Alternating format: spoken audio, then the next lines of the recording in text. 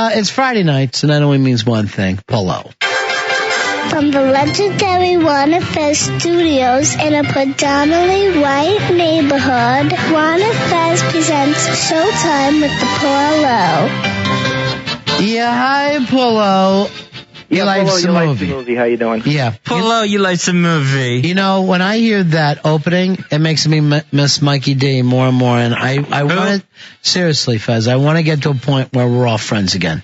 Well, first of all, I want to tell you right now, I'm not responsible for the movies. I don't make the movies, so you can't blame me for anything. Why are you apologizing already? Wait a minute. Now this is, my paper here says Polo makes all the movies, and that's why, and then he tells us about them.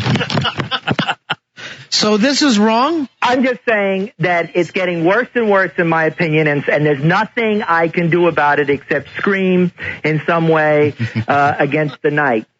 Against the night or with the night? Against the night. Why don't you do this? Why don't you scream against Bobby Knight and see if he doesn't yell back at you? Because he will, my friend. I would scream in his face in a second if that would help in any way. But Polo, the movies are just bad now, aren't they? Well, I mean, I'm not against Ryan Reynolds in any way, but why would you... Why would you be? Who is he? Exactly. Who is he? He was a guy on the Two Guys in a Pizza Store, and he was in the last Blade movie. Yeah, don't know him at all. Van Wilder and whatever. But the point is that's all that's available as far as. And then if that's what Hollywood gives us, then you have the independent films, and I'm not responsible for this mess. Yeah. Somebody should be accountable for it, and I'm not accountable. I'm not going to take responsibility right off the bat. It's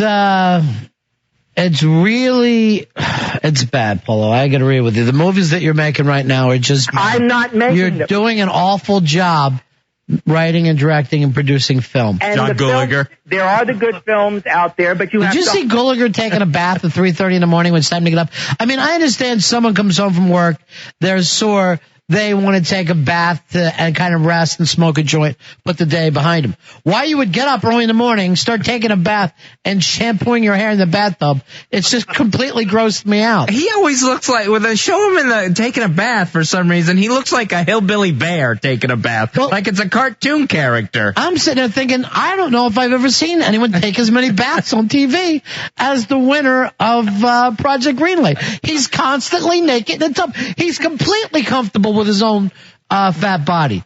All right, Polo. Yes, I understand. What's coming out this weekend? The remake, as the 9,000th remake of another movie, the Amityville Horror, and it's Ryan Reynolds. This is Ryan Reynolds week, apparently, as far as Hollywood is concerned. I mean, I have nothing against the guy. I think he's the new Tom Hanks, I'm sure, whatever. But we give him time to grow. I mean, don't send him as the only movie of the week. It's Ryan Reynolds. I know, I'm sick of it too. Even though I never went to one of them, it's got me disgusted. Okay, but I mean, Amityville Horror was a cheesy little movie that made a lot of money in the 70s with Jim Brolin. And, I mean, at this point, who remembers it? But okay, so they use it as an excuse to turn out another cheesy movie. And what's worse is it's like 85 minutes long. And I'm sorry, how can you respect a movie that's under 90 minutes? It's 85 minutes long? Right. And they cram it with as many cheap horror effects as they could think of. Anything cheap and sleazy and cheesy, aside from the Ryan Reynolds issue, is in this movie. And it's under 90 minutes, and you can't even respect it. It must open with blood just pouring down the walls. There's not even time to move into the house. I know, exactly. I wish more movies would come in at about that time. I don't need the 2 and 3 hour movies that I'm getting anymore. And 3 hours seems more than 2. I respect it. I can't respect a 90-minute and an 85-minute movie. Don't even talk about it. I wouldn't mind even having a 30-minute movie. Some of these films, I think, could get down to the size of a good sitcom. So there's no sense in talking about popcorn. Polo, there's no sense in talking about this movie. It stinks on ice. I saw the previews, and I walked previews out as long as the movie. All right, what else do you have? You didn't see the preview, saw the film. That's funny. All right, what else you got? I've got nothing else except the small independent films that, I mean, you have to hunt like a hedgehog. Well, give me a couple. What do you got? Okay. As you know, Miramax is in the big They're dumping everything that's been on the shelf. Everything is coming out. So, I mean, you're going to have 90 of these little movies all over the place. I got a couple of Irish movies with kids in them. One of them was with Danny Boyle. I mean, The Millions is a good movie. I saw that preview and it scared me. I don't like kids in jeopardy. And it looked like men were going to kill little kids. And I just... Strangely enough, it's very similar in some ways to his first movie, which was Shallow Grave, where a bunch of people find, some money. I like the sequel, Shallow Hal. Just because I was shallow doesn't mean it's the same thing. No. And of course, Danny Boyle is all about, things in the toilet and, people on drugs and, zombies in England. So, I mean, this is about two kids and it's just kind of a sweet movie. It's basically PG. What else you got, Polo? No one's going to see this. I know, and another Irish movie, Dear Frankie, but I'm just saying and as you know, you're spitting in my face half the time when I try and recommend these little films. You spit. That's not true. Upside of Anger. You only spit in my face about 3 times about it. I never even heard you bring that up before. I brought it up. This is the first time. Hey, Giant Brian, you're having a nice hot tea? Yes, it's time for tea. My voice has been going, and I want to make sure it's crisp for the show. I thought it was a new segment, Giant Tea Party. What kind of tea you get? It looks delicious. A little herbal. Really? Where are you getting it from? Upstairs. We have a free supply of tea here with Infinity. I had no idea. You know why I get it? No. I stay cool. You know what, Puck? I'd like a tea. Fez, tea? Yeah, I'll take a tea. Why not? Yes, I'm for tea. All right, we're all going to have an herbal tea party. 3 tea teas. for 4.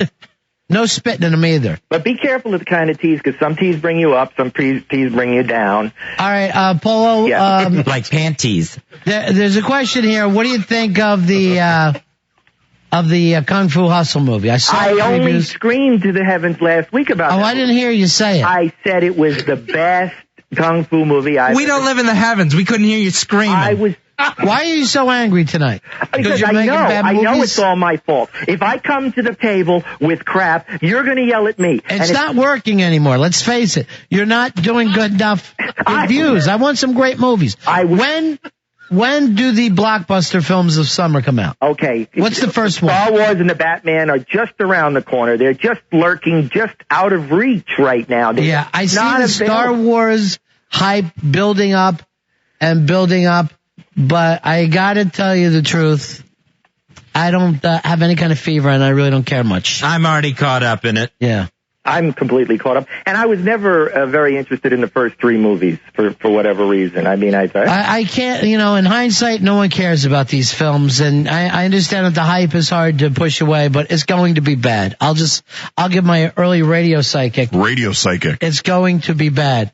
All right, the Batman. I think we're all going to cry. Here's what shocks me about the Batman. I'm going to tell you what surprises me here.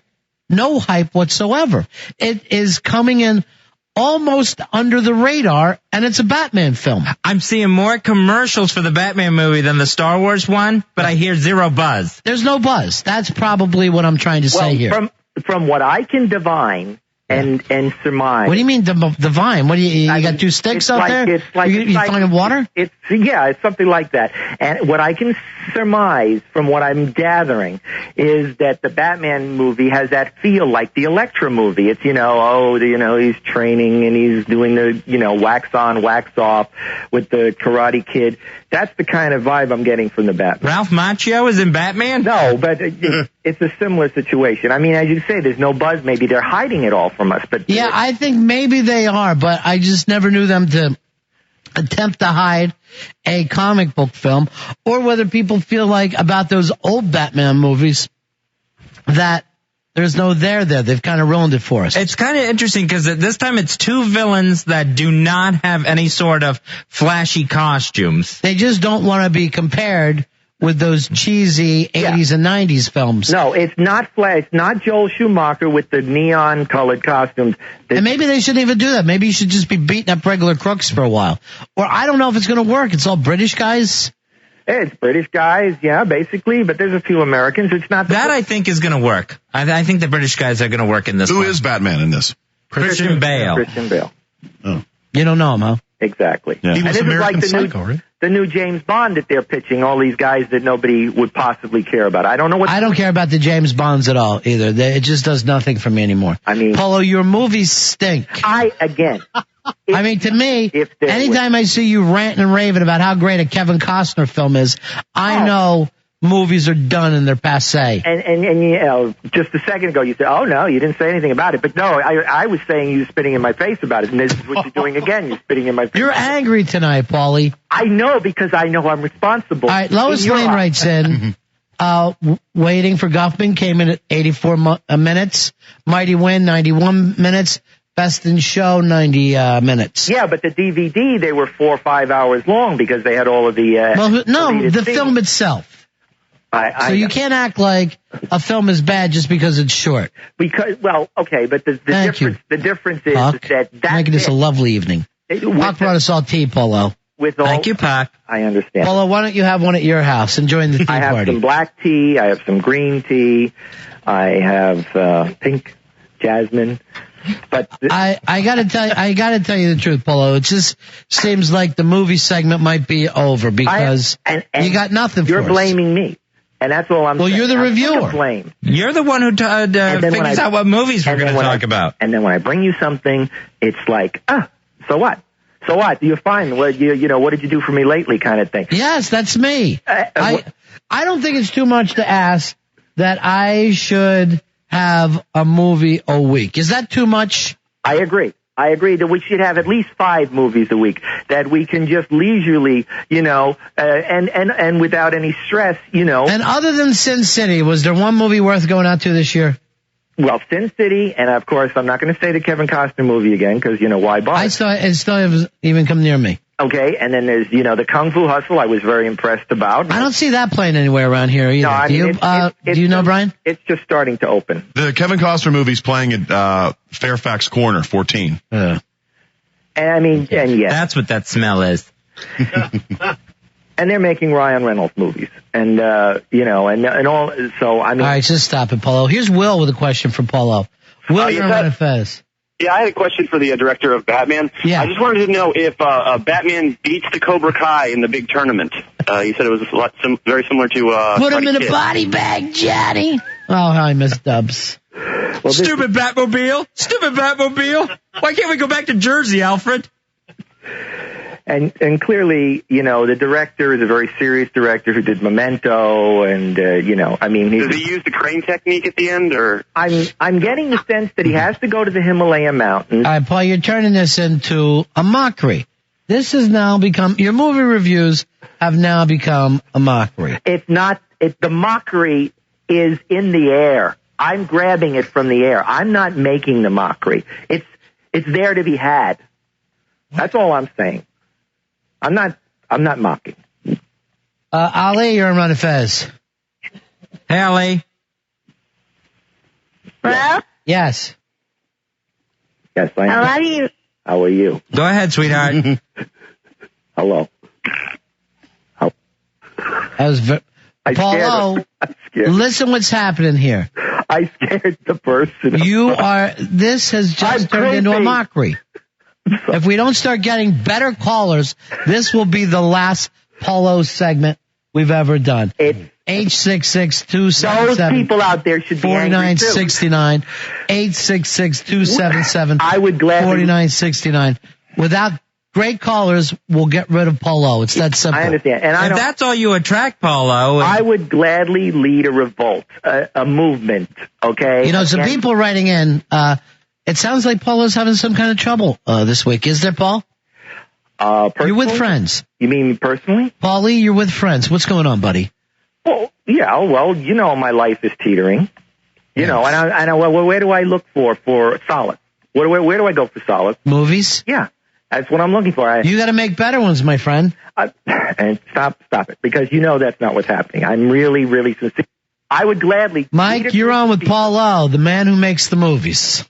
Hey, thanks a lot, guys. How you doing? Go ahead, Mike. Yeah. Listen, I just want to ask Paulo, did he see Hitchhiker's Guide to the Galaxy? Okay, as a matter of fact, it's not available to be seen yet, but I did see the BBC miniseries, so I'm pretty up to date on the story. Obviously, that'll be another couple of weeks before. Paulo, you can't review things you haven't seen. But he does it all the time, my friend. I did not. Like that Kevin Costner film, you never saw that. I did not say I. Brian, you're on Ron and Fez with Paulo, the man who makes the movies. Hey, Gilbert Grape, how's your fat, ugly wife doing these days? Hey, stop it. Paulo, we can't do this. Not All right. Hey, Paulo? a little crazy. yeah, don't make fun of the listeners, Paulo. Hey, let's get some hype on the Fantastic Four. Let's get it on, man. Talk about it. What happened? Why don't you know anything about Fantastic Four? You're still bringing up Gilbert Grape. Other than your wife played the Thing. Look, Michael Chiklis plays the Thing. You married Michael Chiklis? Oh, he's a short, bald, fat. Steve, you're on with Paulo, the man who makes the movies. Doom. The sainted Paulo. Paulo, what would you do if you had your choice as to what movie you would want to see made, as to what actors and actresses, what kind of a theme, what kind of a plot line? What are you waiting for before you die? Yeah, what are you waiting for? Thank you very much, Steve. Very interesting call. Interesting call, an intelligent caller, kind of putting me on the spot because, So you better have an answer for him. Okay. Because if we have interesting, intelligent callers, that was an interesting. We need an interesting, intelligent reviewer. I understand, and I'd love to try. Let me guess. You want to see Amityville Horror with the guy from Van Heflin or whatever his name is? I am Wilder. Whatever. Okay, as simply as I can put this, I am happy. I hate it myself with the Van Heflin. With any movie that knows what it wants to do. I mean, you got a movie like Sin City. It goes out of its way. So the movie you want to see before you die is Sin City. What he asks is, what do you want to see? What is the team? What is the film? A film, now, it takes a chance and does things that we get. Rick's dead, and all of the great directors are gone. Kamal, you're on with Paulo, the man who makes the movies. Hey, Paulo, I just want to say I used to be a fan of your great directing in all your movies, but you're slipping now. You are slipping. Look at this, but you see, that's the point. The only people who can make good movies sometimes anymore Hollywood, because the little movies, the cheap movies, yeah, they can take a chance, but like guy Terry Gilliam. What about The Feast? The who? The Feast. Deceased directors are dead, so they not can't. deceased. All right, Paulo, here's somebody who wants to talk to you. It's Joey from the Bronx. Hey, Joey, you're on with Paulo. Hey, Paulo, how you doing, buddy? Hey, how you doing? Hey, I hear they're going to make a remake of Caddyshack 2. You going to be in it? You going to stick to your cable access show? Hey, wait a minute. You know a little bit too much about me personally. Yeah, I think we met a couple times, me and your wife. How you doing? No, I'd love to. I did actually wonder why I wasn't included in Caddyshack 2, so we'll wait for the Caddyshack 3. So what are you going to answer to Joey?